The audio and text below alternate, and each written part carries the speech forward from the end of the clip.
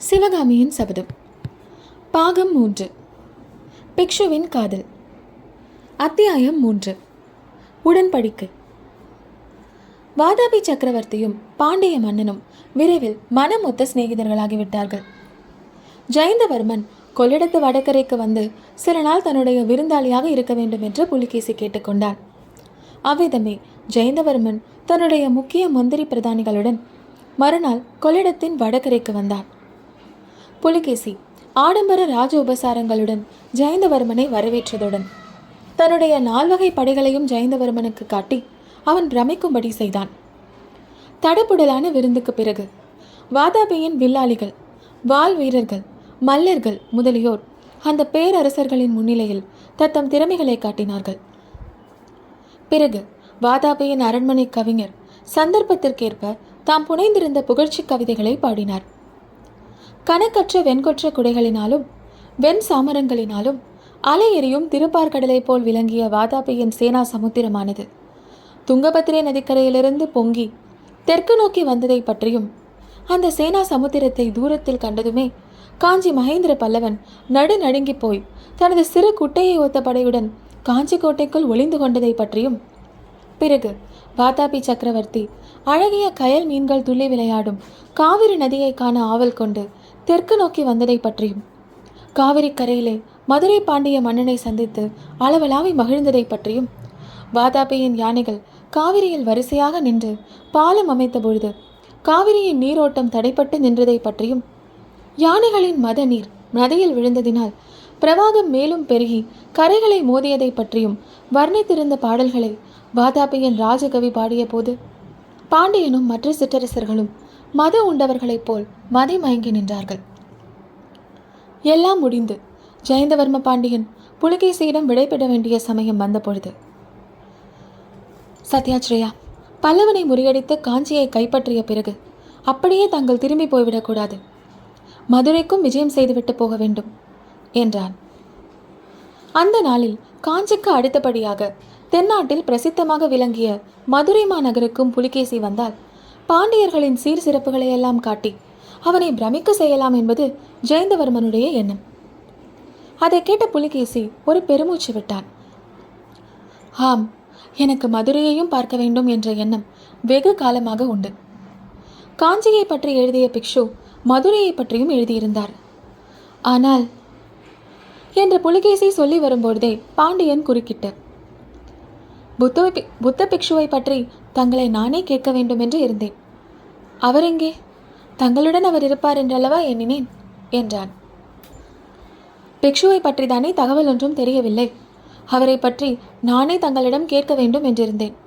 மதுரைக்கு வந்திருந்தார் அல்லவா, அங்கே என்னதான் நடந்தது? தங்களிடம் என்ன சொல்லிவிட்டு கிளம்பினார்? எங்கே போவதாக சொன்னார் என்று வாதாபி மன்னன் கேட்டான். பிக்ஷு மதுரைக்கு வந்த சமயம் தன் தந்தை காலமானதும் அதனால் ஏற்பட்ட குழப்பத்தில் பிக்ஷு சிறைப்பட்டதும், தனக்கு முடிசூட்டு விழா நடந்த பிறகு பிக்ஷுவை தான் விடுதலை செய்ததும் ஆகிய விவரங்களை கூறிவிட்டு ஜெயந்தவர்மன் மேலும் சொன்னான்.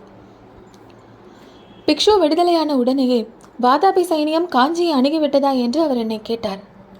இல்லை, இன்னும் வடபெண்ணை கரையில் தான் இருக்கிறது என்று நான் தெரிவித்ததும் அவர் பெரிதும் ஆச்சரியமடைந்தார். என்னை சைனியத்தோடு கொள்ளிடக்கரைக்கு வந்து இருக்கும்படி சொல்லிவிட்டு தாம் முன்னாலேயே போவதாக அவர் கிளம்பினார். பின்னர் தங்களை வந்து அவர் சந்திக்கவே இல்லையா? இல்லை, அதுதான் மிக்க அதிசயமாக இருக்கிறது. அந்த மூடன் துர்விநீதனால் இருவருக்கும் ஏதாவது நேர்த்து விட்டதோ என்னவோ, ஒன்றுமே தெரியவில்லை. பிக்ஷு இல்லாதது எனக்கு ஒரு கை இல்லாததை மாதிரி இருக்கிறது என்றான் புலிகேசி. இதற்கு பாண்டியன், ஆமாம், ஒரு சில நாள் பழக்கத்திலேயே பிக்ஷுவிடம் எனக்கு மிக்க மதிப்பு ஏற்பட்டுவிட்டது. ஆனால் இந்த கங்க நாட்டான் எதற்காக இப்படி அவசரமாக சென்று அகப்பட்டு கொண்டான்? பிக்ஷு என்னிடம் சொன்னது ஒன்று, துர்விநீதன் செய்தது வேறொன்றாக அல்லவா இருக்கிறது. ஒருவேளை மகேந்திர பல்லவன் தப்பி ஓட முயன்றால் நான் கொள்ளிடக்கரையில் நின்று தடுக்க வேண்டும் என்றும், துர்விநீதன் மேற்கு எல்லையில் நின்று தடுக்க ஏற்பாடு செய்திருப்பதாகவும் பிக்ஷு சொன்னான். அப்படி இருக்க துர்விநீதன் எதற்காக அவசரப்பட்டு காஞ்சியை நெருங்கினான்? அதனால் புல்லலூரில் ஏதோ பிரமாத வெற்றியடைந்து விட்டதாக பல்லவன் பறையடித்து கொள்ள இடம் கொடுத்து விட்டானே. அதனால் தானே பல்லவ நாட்டு மக்களும், ஏன் இதோ இந்த சோழ நாட்டு குடிகளும் கூட மிக்க கர்வம் கொண்டிருக்கிறார்கள் என்றான். துர்விநீதன் விஷயம் பெரிய மர்மமாகத்தான் உள்ளது. அவன் உயிரோடு இருக்கிறானா செத்து போய்விட்டானா என்று கூட நிச்சயமாக தெரியவில்லை. அவனை பற்றி தெரிந்தால் பிக்ஷுவை பற்றியும் ஏதாவது விவரம் அறியலாம். ஆனால் இந்த தரித்திரம் பிடித்த பல்லவ நாட்டு கிராமங்களில் யாரை என்ன கேட்டாலும் எங்களுக்கு ஒன்றும் தெரியாது என்றுதான் சொல்கிறார்கள். ஒவ்வொரு சமயம் எனக்கு வருகிற கோபத்தில் பல்லவரின் ஆட்சிக்குட்பட்ட கிராமங்களிலே ஒரு வீடு ஒரு கூரை மிச்சமில்லாமல் எல்லாவற்றையும் கொளுத்தி பஸ்மீகரம் செய்து விடலாமா என்று தோன்றுகிறது. இப்படி புலகேசி கூறிய போது ஏற்கனவே கோவை பழம் போல் சிவந்திருந்த அவனுடைய கண்களில் அக்னி ஜுவாலை வீசிற்று. ஆமாம் ஆமாம், நானும் எல்லாம் கேள்விப்பட்டேன். ஏரிகளை எல்லாம் உடைத்துவிட்டு இந்த வருஷம் கோடை காலத்தில் சாகுபடியே செய்யாமல் பல்லவ நாட்டு மக்கள் இருந்து விட்டார்களாமே. எந்த கிராமத்துக்கு போனாலும் பஞ்சப்பாட்டு பாடுகிறார்களாம். தானியத்தை ஒளித்து வைத்துக்கொண்டு எங்களுக்கே சாப்பாடு இல்லை, பட்டினி கிடக்கிறோம் என்று முறையிடுகிறார்களாம். பொல்லாத ஜனங்கள் என்றான் பாண்டியன். அவர்களுடைய பொல்லாதனத்தை அடக்க எனக்கு வழி தெரியும். ஒளித்து வைத்திருக்கும் தானியங்களை எடுத்து கொடுக்கும்படி செய்யவும் தெரியும். அதெல்லாம் இப்போது வேண்டாம் என்று பார்த்து கொண்டிருக்கிறேன் என்றான் புலிகேசி. இந்த சோழ நாட்டு திமிர் பிடித்த மக்களுக்கு நானும் ஒரு நாள் பாடம் கற்பிக்க வேண்டும். காஞ்சி கோட்டை பிடிபடட்டும் என்றுதான் பார்த்து கொண்டிருக்கிறேன். இருக்கட்டும், துர்விநீதனை பற்றி தானே கேட்டுக்கொண்டிருந்தீர்கள். என்னுடைய ஒற்றர்கள் ஏதோ சொன்னதாக ஞாபகம் உள்ளது. இதோ விசாரிக்கிறேன் என்று ஜெயந்தவர்மன் கூறி தன்னுடைய ஒற்றர் படை தலைவனை வரவழைத்து கேட்டான். ஒற்றர் தலைவன் கூறியதாவது: நம்முடைய சைனியம் காவிரியை தாண்டி கொள்ளிடத்தை நெருங்கிக் கொண்டிருந்த போது புள்ளலூர் சண்டை பற்றிய செய்தி வந்தது. உடனே சிலரை நான் அனுப்பி நிலைமையை விசாரித்து வர செய்தேன். புள்ளலூரில் தோல்வி அடைந்துவிட்டு கங்கராஜா தெற்கு நோக்கி ஓடி வந்தாராம். அவரை மாமல்லர் துரத்தி வந்தாராம். திருப்பார்கடல் என்னும் பெரிய ஏரி உடைத்து கொண்டு மாமல்லரை தடை செய்ததாம். இதனால் கங்கராஜா தென்பெண்ணைக்கு இக்கரை வந்து பாடலிபுரத்து சமணர் பள்ளியில் ஒளிந்து கொண்டாராம். பிறகு என்ன நடந்ததென்று தெளிவாக தெரியவில்லை. திருக்கோவலூர் கோட்ட தலைவன் சமண பள்ளியை இடித்து தாக்கி கங்க மகாராஜாவை சிறைப்பிடித்து கொண்டு போனதாக சில ஜனங்கள் பேசிக்கொண்டார்களாம். திருக்கோவலூருக்கு தெற்கே உள்ள மலை பிரதேசத்தில் சிறை வைத்திருப்பதாகவும் வதந்தியாம். பிறகு பேரரசர்கள் இருவரும் கலந்து ஆலோசித்து பின்வரும் திட்டத்தை வகுத்து கொண்டார்கள்.